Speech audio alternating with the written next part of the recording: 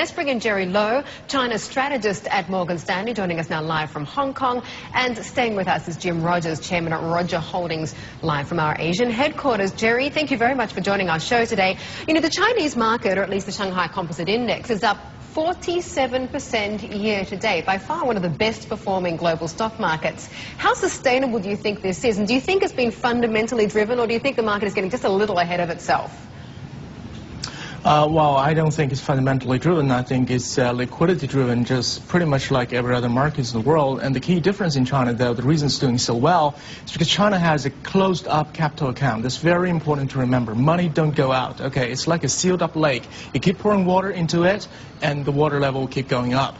That's the only trick. If you look at the loan growth in the first quarter, that's almost 5 trillion RMB in one quarter, which is almost 10% of Chinese GDP. So if you keep pouring money in the market like that, I understand why they do it, but that also explains why, you know, the stock market has been so strong. So I think it's a liquidity thing rather than a fundamental thing. You draw a great picture there. You draw a great analogy with the lake. Jerry, when you say about, you know, just pouring liquidity into the lake and it just keeps on getting bigger and bigger. The problem is that eventually the dam is going to break and potentially it's going to spill over and end in tears. I mean, how long do you think liquidity alone can sustain a stock market rally?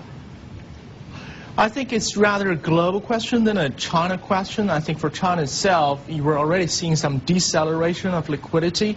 I think in April you're seeing a fairly sharp deceleration of the new loans creation. But remember, liquidity is becoming global these days. Money is still floating into China through both the trade account and as well as the FDI, even though the FDI has been declining. So I think, you know, at the point of when the central bank, you know, start to respond to these reflating asset prices, you're going to see a big problem. So for the time being, the rally could actually sustain for a few, you know, quarter, you know, or two, but, you know, eventually this is going to be a pretty bad, very quickly playing out boom and bust scenario for me. But Jerry, are you suggesting boom selling and bust China? Scenario, potentially, Jim. No, yeah, I'm just saying, you, Jim. Jerry, are you suggesting selling China at this point? Well, I am. I mean, you know, for the next, you know, 6 months, I don't feel comfortable, you know, buying the market right now. I think, you know, at best, you take it as a trade market than a buy and hold market. I think the risk reward is no longer good. What are you doing, Jim, with China? Well, no, as I said earlier, I bought Chinese shares in October and November. I bought no Chinese shares since then. Jerry's exactly right. I mean, there's a lot of liquidity, and the market's up 47% this year. I don't want to buy anything that's been going through the roof. And I think China's probably been the strongest market in the world over the past 6 months or so. No, you don't jump on a moving train. You wait for the train to slow down and go into the station and calm down. The question is, of course, Jerry, that, you know, will the... Sorry, go ahead, Jerry. Yeah, I think, Jim, your strategy of keep holding it is probably right from a longer-term perspective. Don't get me wrong. I'm a secular bull on China. I think, you know, the world is rebalancing. The emerging market where China's station is gonna take over the world economy. But, you know, in the near term, I don't think China can just sustain the rest of the world. If you look at what's going on in the rest of the world, it's a mess out there. You know, China is doing its best, to escape out of this global recession. But I don't think it's going to be successful. You're going to see more bust than boom in the coming 6-12 months. That's the best I could take. You're certainly going to see some companies suffering. I mean, anybody who does business with America, if you sell to Sears in America, you know something's wrong, and likewise with Europe. So there are many sectors of the Chinese economy that are going to have problems.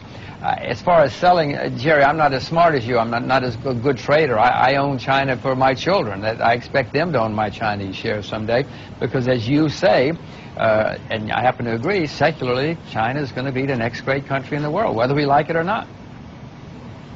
Yeah, I think you're right. Jerry? I think you're right. I think, you know, China is going to be the world economy leader, you know, across the cycle. We're definitely a across the cycle buyer in China. What I'm talking about right here is, you know, there's likely to be, a near-term asset price issue. The way what I worry about is there's so much liquidity, not just in China, but globally, okay?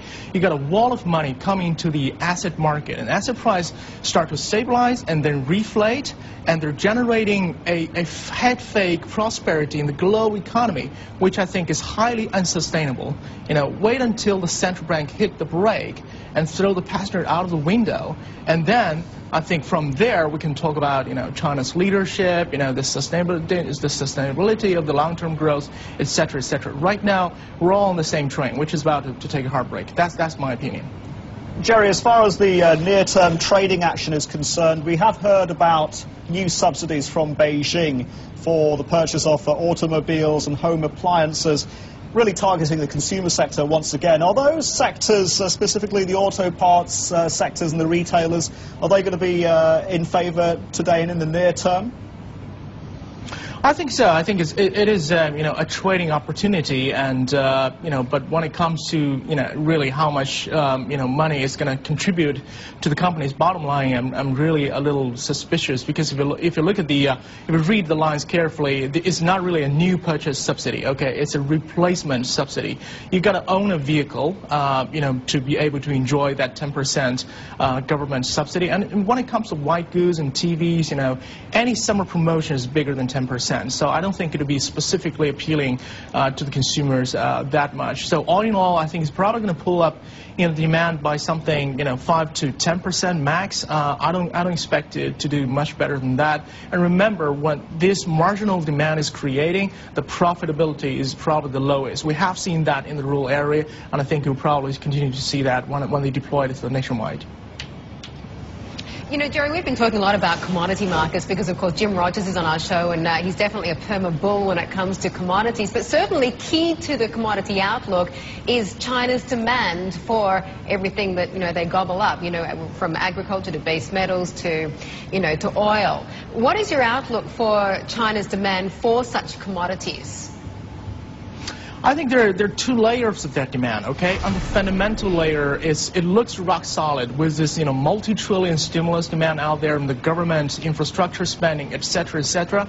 And the question is, on the margin, how is that going to trade off with the rest of the world demand when the U.S. is still slipping into a recession and Europe doesn't look like so strong either? So people could argue on the margin, these demand are at best flat globally. But remember, there's another layer of demand coming out of China, which is a strategic relocation of its dollar reserves from the paper to the hard assets. And these hard assets could be broken down into the hard commodities and the risky assets in these commodity producers globally. If you listen to the news this morning, there are two stories already out there regarding these M&As globally, in this area. So I think if you add on to that layer, at least in the coming 12 months, that these commodity and oil demand, globally will look pretty strong thanks to China factor.